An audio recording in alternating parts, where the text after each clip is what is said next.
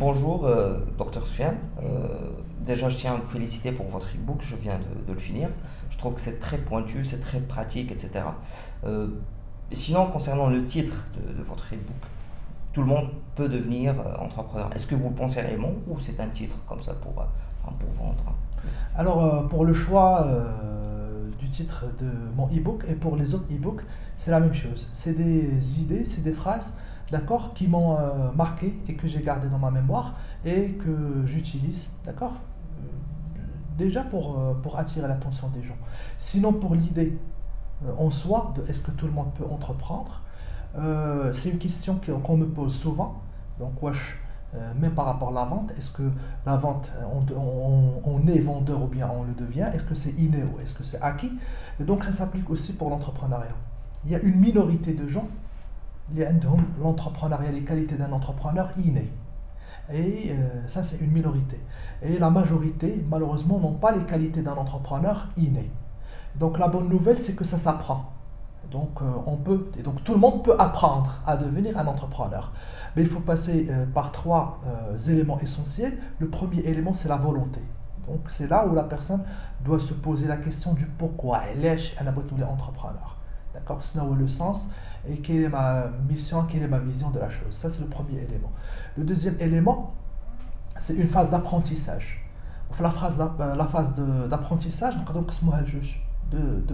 deux étapes. Alors, l'acquisition des connaissances, et donc ça c'est la formation, et puis l'acquisition des bons comportements.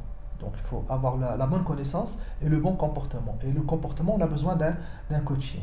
Donc ça c'est le deuxième bloc, la deuxième partie qui est l'apprentissage. Ou que j'ai la troisième partie qui est la pratique. Et donc l'entrepreneuriat c'est un sport d'action, d'accord? Et donc on a la volonté, on a les connaissances et on a le comportement. Il faut aller confronter le marché, il faut aller tester le maximum, d'accord, pour voir qu'est-ce que ça donne. Et donc, si j'ai à conseiller aux entrepreneurs, surtout les jeunes qui veulent entreprendre et qui se lancent, la phase de la mise en pratique, et qu'ils soient accompagnés de mentors. Et donc, ça va leur permettre de faire vite et de réaliser une croissance vite, chose qui est primordiale pour le lancement de leur start-up. Et donc, si je reprends les trois éléments, c'est la volonté, l'apprentissage et la mise en pratique.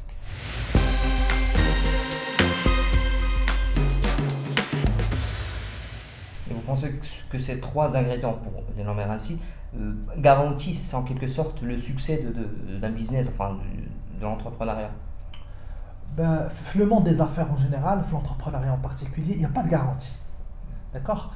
Alors, il a peut-être que ça va paraître un peu bizarre et ça risque de choquer les gens, c'est que dans la vie en général, la règle générale, c'est l'échec. D'accord? Et l'exception, c'est la réussite. Et ça, c'est valable dans tous les domaines de vie. Et là, si on parle du football, et donc, Yallah, c'est la CAN, la Coupe d'Afrique pour 2019, il y avait une vingtaine d'équipes. Et donc, je le sort à la majorité. C'est l'échec. Il y a une équipe, et donc c'est l'équipe algérienne qui a remporté la coupe. Ma félicitation pour eux. C'est l'exception. Et donc ça m'a pour illustrer que l'échec et la réussite dans la vie, la règle générale c'est l'échec, l'exception c'est la réussite. Et ça c'est aussi valable pour l'entrepreneuriat. Et donc, ma rangi dire A, B, C, D, je te garantis la réussite. Ça c'est fou. D'accord? Sauf que dans l'entrepreneuriat, quand on réussit, c'est le jackpot. On fait fortune, on cartonne. Mais quand même, il y a des bons réflexes à adopter. D'accord? Et il y a des erreurs communes à éviter. Et surtout, ce qui fait la différence entre ceux qui réussissent en entrepreneuriat et ceux qui échouent en entrepreneuriat, c'est le mindset.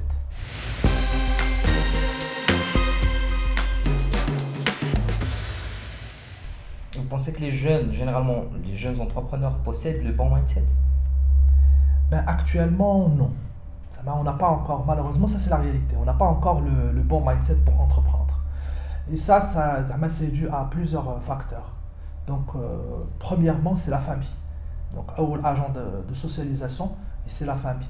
Ou les familles disent, et donc, on continue encore d'accord, à éduquer les enfants pour travailler pour le compte des autres.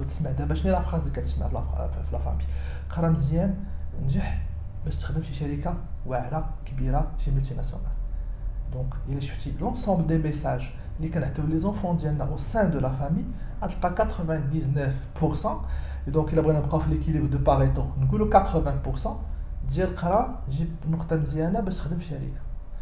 و سي فريمون رار انا ما سمعتش jusqu'à présent, d'accord, باش دير شركه ديالك.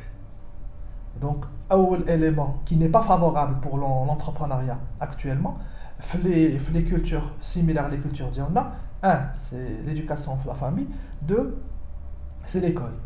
Donc les écoles, on a de bonnes écoles de commerce ou là d'ingénieurs, sauf que l'école on a trois éléments qui ne favorisent pas l'esprit entrepreneurial. Première des choses, c'est la mission de l'école. Il est chez les écoles d'Yonalion, la mission d'Yonalion, c'est la mission de l'école du 19e siècle. Ça veut dire quoi? Préparer la main-d'œuvre, les retraités des entreprises ou des usines. Et donc, on a des écoles qui forment de très bons ingénieurs, qui forment de très bons managers, mais là, on est toujours dans l'employé. On n'est pas dans le mindset de l'entrepreneur. Et donc, on a la mission de l'école.